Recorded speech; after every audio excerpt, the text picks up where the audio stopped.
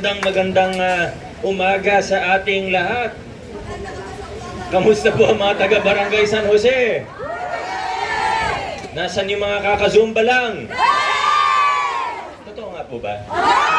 Anong oras po kayo nag-zumba kanina? Ba't fresh na fresh pa rin mga itsura ninyo?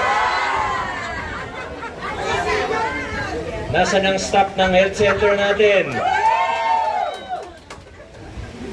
Doc P, congrats ha. Sa lahat po ng ating mga kasama, siyempre, pasalamatan ko ang ating mga barangay officials sa paunganan ni Cap Noel. Cap, maraming salamat mga kagawad, barangay staff. Maraming salamat sa tulong at suporta at naging instrumento din ng inyong barangay council para maging maayos ang construction natin. Ano? Sila po yung laging nag-update sa akin, nagre-report sa akin. At kaya talagang malaking bagay yung magandang relasyon ng LGU city level at barangay level. Ano, nagiging mas maganda at mas mabilis ang trabaho, nagiging mas madali ang buhay natin. Sa ating sanggunian panlungsod, sa panguna ni Vice Mayor Dodot, narinig naman po natin ang mensahe niya. Buong-buong suporta ng ating City Council sa panguna ni Vice Mayor Dodot sa serbisyong pangkalusugan natin.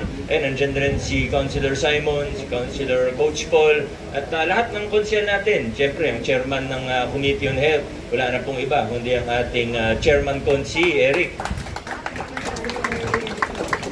At last but not the least, dahil alam naman po natin, more than 1 decade ago, dekada na palang lumipas, ano, mula nung unang naipatayo ang struktura na to sa inisyatiba ni Congressman Roman Romulo. Maraming salamat.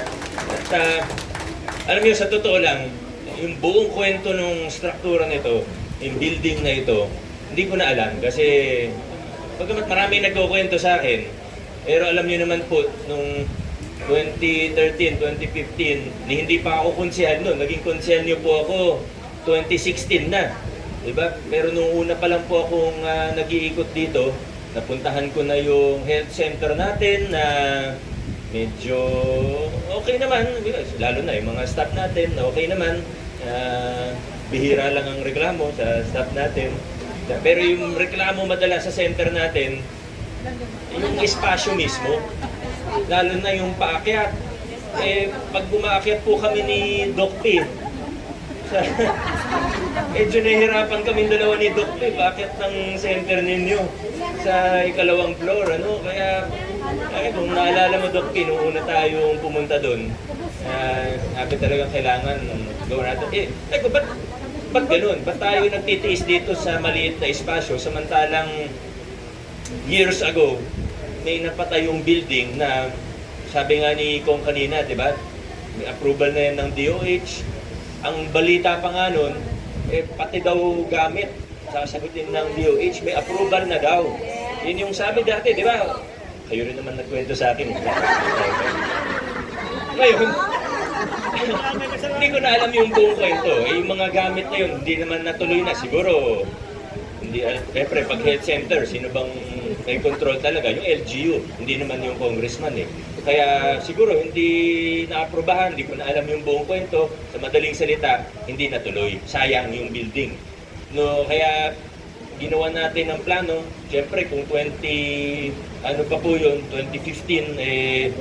iba na rin yung standards ng DOH sa mga health center, sa super health center, pati sa ospital, iba-iba na, ano?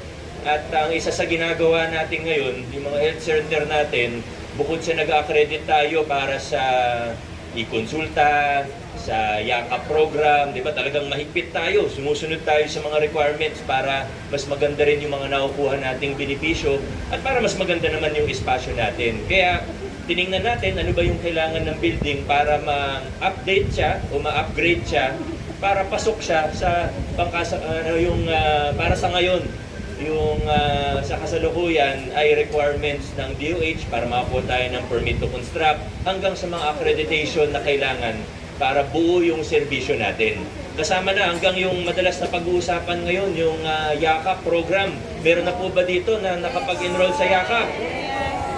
Sana po, kasi sayang po. gumaganda yung mga benepisyo tungo sa universal healthcare. Nakalinya tayo sa framework ng nasyonal at isa nga po tayo sa nangunguna tungo sa full implementation ng universal healthcare. Sayang naman po kung di tayo mag-avail ng mga benepisyo na meron na. Ito po, pag nakakausap po yung mga taga-DOH, taga-PhilHealth, ang lagi nilang sinasabi sa susunod na mga taon, padagdag ng padagdag lang po yung mga benepisyo na matatanggap natin. Kaya ngayon pa lang mag-avail na tayo, alamin na natin kung paano ito. At nandiyan naman po yung staff ng health center natin para alalayan po tayo.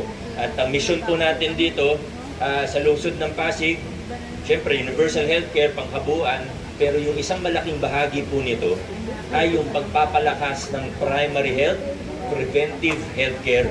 Para hindi na tayo umabot sa ospital, kailangan palakasin natin ang primary healthcare. Walang bansa na magandang healthcare system na hindi malakas ang primary healthcare. Kaya mula sa itong bagong health center natin hanggang sa iba't ibang health center sa buong lungsod ng Pasig, ano kaya yung susunod na ma-inaugurate natin? May mga pinapagawa po tayo, siguro Sumilang yung susunod. Susunod sa Sumilang, pag natapos yung health center sa Sumilang, may isa pa tayong project, malapit lang din dito, although barangay Sumilang pa technically may sakop sa kanya, yung community ER naman po natin. Kasama pa rin siya sa under ng primary healthcare network natin, pero ang purpose natin dito, kaya tayo magtatayo ng community ER para sa District 1, para yung mga maliit na bagay, emergency, pero hindi naman life-threatening. Hindi ka naman inatake sa puso. Hindi ka naman, kumbaga, okay ka naman. Nagalusan lang ng konti. May konting sugat, may minor lang. Medyo nahirapan lang huminga, pero okay pa naman. Pwedeng dumiretso. Imbis na sa ospital na mahaba ang pila, sa ospital na punong-puno sa buong Metro Manila, dun ka muna sa community ER. Sa yun yung mga next project po natin, kasunod ng mga health center na magbubukas sa lungsod ng Pasig. Kaya maraming salamat sa lahat po sa inyo, sa lahat ng taga San Jose, sa lahat ng mga kasama nating opisyalis dito, at tuloy-tuloy po tayo para sa mas malakas na healthcare system sa buong lungsod Pasig. Congratulations sa ating lahat. Maraming salamat po.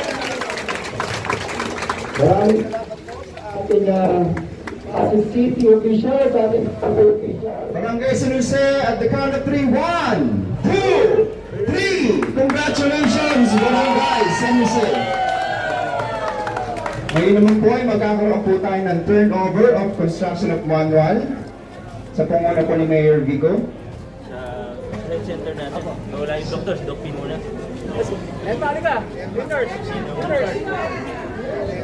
Sa ating mga health workers, kay Doc Panaligan. Again, congratulations po, Barangay San Jose.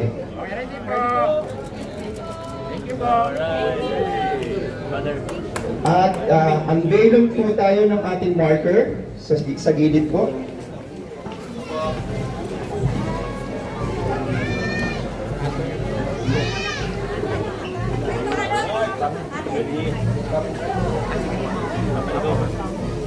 One, two, three. Ayan. Congratulations again, Barangay San Jose. Ngayon naman po ay dadako tayo sa blessing sa pangunguna ni Father Marlon mula sa San Sebastian Parish.